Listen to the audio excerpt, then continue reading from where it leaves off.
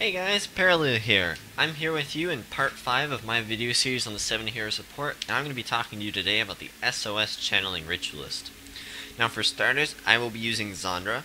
Xandra can be naturally obtained through the, well, not naturally obtained. You obtain her in the Eye of the North campaign by doing the Great Norn Brawl, which is in Gunnar's Hold. You can use any Ritualist main for this slot as long as it doesn't overlap any other Ritualist that you currently need in your build.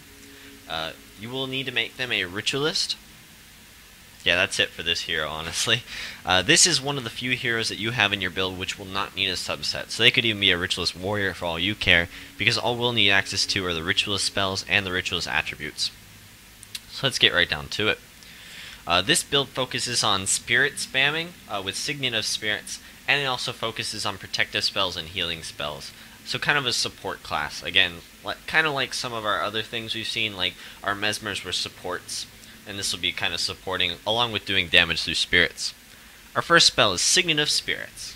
Create 3 level 13 spirits. These spirits deal 21 damage with attacks and die after 60 seconds. So, you cast it, you summon 3 allies that can be attacked, which is pretty handy, and they just deal lots of damage. So, that's really all there is to it, but it's really simple. It also has no energy cost, which is also really important to consider. Our next skill we have is Bloodsong.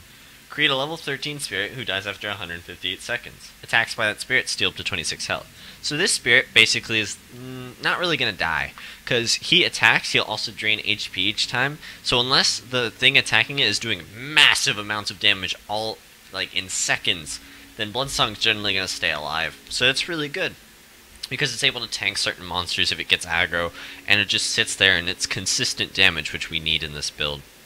Our next skill, Splinter Weapon. For 20 seconds, target ally has a Splinter Weapon. Target ally's next 5 attacks deal 53 damage to up to 4 adjacent foes. So, you put this on, like, let's say, one of your Necromancer, who's going to be auto-attacking somewhat. You put this on him, his next 5 attacks will deal AoE damage to 4 foes, which is really powerful for 5 attacks. So that's about 250 damage, which is coming out automatically just based off Splinter Weapon, which is really useful. Our next skill, Ancestor's Rage. Now, I know some of you are familiar with this skill from my Ritualist Bomber video, but to go over it again, for 1 second, nothing happens. When this skill ends, all foes adjacent to target ally take 117 lightning damage. So, like the bomb theory that we've discussed before, you give a bomb to your ally, he runs up, nothing happens, but then after 1 second, boom, does a lot of AoE damage. Very useful. I said that really. Very useful. It's really good. Our next skill is Spirit Siphon. The spirit closest to you loses all energy. You gain 52% of that energy. So you can cast this on like a Signet of Spirit, and you get Signet of Spirit. You get a lot of energy from that, which helps you out because you're able to consistently continue to cast your spells, along with the fact that you're able to recast Signet of Spirits for free every time it's off cooldown.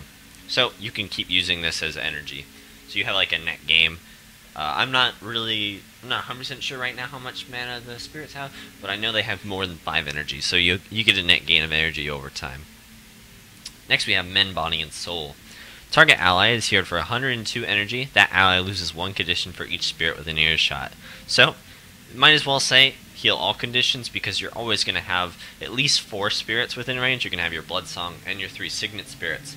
Plus it's going to do healing, so a really useful spell that's able to just consistently keep things like blinding off and stuff like that, so that you are doing the damage that you need to do and you're not having to worry about those conditions. Next skill is Spirit Light. Target ally is healed for 164. If any spirits within earshot, you don't sacrifice health. It costs 17% of your health to cast, but since we're always going to have spirits nearby, it kind of negates that casting requirement. And then it costs 5 energy beyond that, but for 164 heal, it's really powerful. And then finally we have Protective with Kaolai.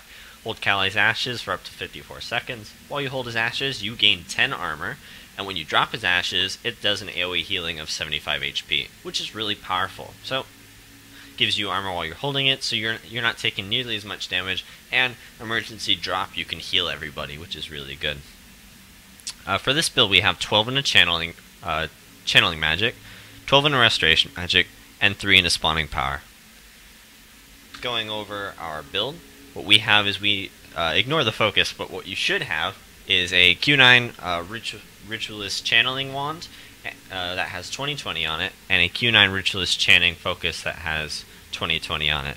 Both can be crafted at the Luxon equivalent of the Leviathan Pits, or the Kurzik equivalent of the Vasberg Armory for relatively cheap.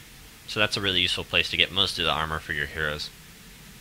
And then for the armor, we have Survivor Insignias. You can substitute these out for Shaman Insignias, but I like Survivor Insignias because when you're doing things like Fissure of Woe or the later dungeons, you're going to want health for those huge bursts of damage that you're going to take, so it ends up being really useful. And then our helmet will have a Ritualist Rune of Superior Channeling Magic. It'll give you +3 Channeling Magic at a cost of health, and it'll also give you another +1 because it's on your helmet, but that +3 Channeling Magic allows all your spells to do more.